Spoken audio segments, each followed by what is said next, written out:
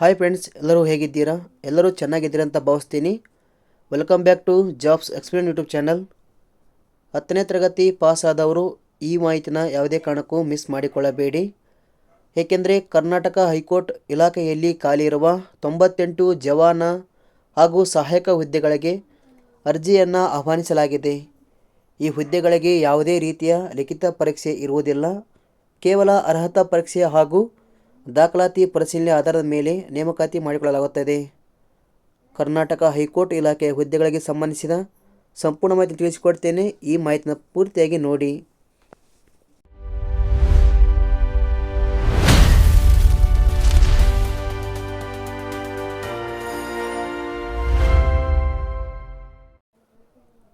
Karnataka high court ಇಲಾಖೆಯ ಸಹಾಯಕ ಹಾಗೂ ಜವಾನ ಹುದ್ದೆಗಳಿಗೆ ಆಸಕ್ತಿ ಹೊಂದಿದ ಅಭ್ಯರ್ಥಿಗಳು ಗೂಗಲಿಗೆ ಬನ್ನಿ. ಇಲ್ಲಿ ನೀವು ಜಾಬ್ಸ್ ಎಕ್ಸ್ಪ್ಲೇನ್ ಎಂದು ಟೈಪ್ ಮಾಡಿ. ಮೊದಲಿಗೆ ಕಾಣುವ ಈ ಒಂದು ಅಧಿಕೃತ ವೆಬ್ಸೈಟ್ ಕ್ಲಿಕ್ ಮಾಡಿಕೊಳ್ಳಿ. ತದನಂತರ 10ನೇ ತರಗತಿ ಪಾಸ್ ಆದವರಿಗೆ ಉದ್ಯೋಗ ಎಂಬ ಆರ್ಟಿಕಲ್ ಮೇಲೆ ಕ್ಲಿಕ್ ಮಾಡಿಕೊಳ್ಳಿ. ತದನಂತರ ಕೆಳಗಡೆ ಬನ್ನಿ.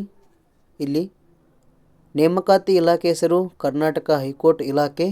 ಈ ಒಂದು ಇಲಾಖೆಯಲ್ಲಿ ಜವಾನ, ಲಿಫ್ಟ್ ಅಟೆಂಡರ್, ಸಹಾಯಕ ಬೈಂಡರ್, ದರ್ಜಿ ಹಾಗೂ ದೋಬಿ ಹುದ್ದೆಗಳು ಖಾಲಿ ಇವೆ. ಒಟ್ಟು ಇಲ್ಲಿ 98 ಹುದ್ದೆಗಳು ಖಾಲಿ ಇವೆ. ಉದ್ಯೋಗದ ಸ್ಥಳ ಬಂದು ಬೆಂಗಳೂರು. ವೇತನ ಶ್ರೇಣಿ 19,900ರಿಂದ 19,100 ರೂಪಾಯಿ ವೇತನ ಇರುತ್ತದೆ. ಶೈಕ್ಷಣಿಕ ವಿದ್ಯಾರ್ಹತೆ ಜವಾನ ಹುದ್ದೆಗೆ 10ನೇ ತರಗತಿ ಪರೀಕ್ಷೆಯಲ್ಲಿ ತೇರ್ಗಡೆಯನ್ನು ಹೊಂದಿರಬೇಕು.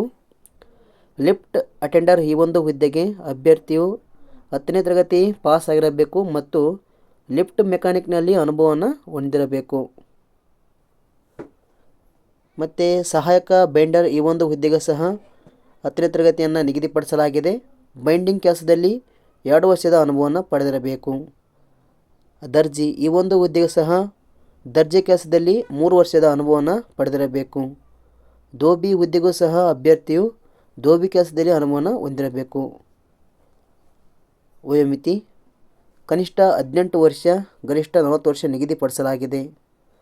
ಅರ್ಜಿ ಶುಲ್ಕ ಸಾಮಾನ್ಯ ಮತ್ತು 2A, 2B, 3A, 3B ವರ್ಗದವರಿಗೆ 200, ಪರಿಶಿಷ್ಟ ಜಾತಿ ಹಾಗೂ ಪರಿಶಿಷ್ಟ ಪಂಗಡ ವರ್ಗದವರಿಗೆ 100, ಅಂಗವಿಕಲರಿಗೂ ಸಹ 100 ರೂಪಾಯಿನ ನಿಗದಿಪಡಿಸಲಾಗಿದೆ.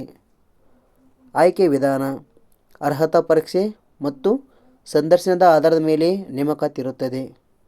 ಅರ್ಜಿಯನ್ನು ಸಲ್ಲಿಸುವ ವಿಧಾನ ಆಸಕ್ತಿ ಹೊಂದಿದ ಅಭ್ಯರ್ಥಿಗಳು ಅರ್ಜಿಯನ್ನು ಆನ್ಲೈನ್ ಮೂಲಕ ಸಲ್ಲಿಸಬೇಕು. ಪ್ರಮುಖ ದಿನಾಂಕಗಳು ಅರ್ಜಿ ಸಲ್ಲಿಕೆ ಆರಂಭದ ದಿನಾಂಕ 2 ಜುಲೈ 2026 ಆಗಿದೆ. ಕೊನೆಯ ದಿನಾಂಕ 30 ಜುಲೈ 2026 ಆಗಿದೆ. ಹೆಚ್ಚಿನ ಮಾಹಿತಿ ಬೇಕಾದರೆ ನಿಮಗೆ ನೋಟಿಫಿಕೇಶನ್ ಕ್ಲಿಕ್ ಮಾಡಿಕೊಳ್ಳಿ. ಇದಕ್ಕೆ ಸಂಬಂಧಿಸಿದ ಒಂದು PDF ಓಪನ್ ಆಗುತ್ತೆ, ಅದನ್ನು ಓಪನ್ ಮಾಡಿಕೊಳ್ಳಿ. ಅಲ್ಲಿ ಎಲ್ಲ ಮಾಹಿತಿಯನ್ನು ನೀವು ಓದಿಕೊಂಡು ಅರ್ಜಿಯನ್ನು ಸಲ್ಲಿಸಬಹುದು. ನೋಡ್ಬೋದು ಇಲ್ಲಿ P1 ಲಿಫ್ಟ್ ಅಟೆಂಡರ್, ಹೀಗೆ ಎಲ್ಲ ಮಾಹಿತಿ ನೀವು ಸರಿಯಾಗಿ ಓದಿಕೊಳ್ಳಿ, ಅರ್ಜಿಯನ್ನು ಸಲ್ಲಿಸಿ.